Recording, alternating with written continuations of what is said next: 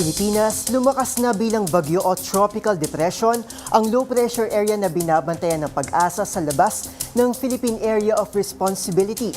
Sa datos po ng Pag-asa, huli itong namataan kaninang alas 8 ng umaga sa layong 2,320 kilometers, silangan ng Eastern Visayas. May maximum sustained winds ito na 45 kilometers per hour at mabagal na binabagtas ang direksyong west-northwest. Bagamat malayo ito sa kalupaan ay hahatakin ito ang habagat as early as tomorrow o sa Thursday na siya namang magpapaulan sa southern Luzon hanggang Mindanao.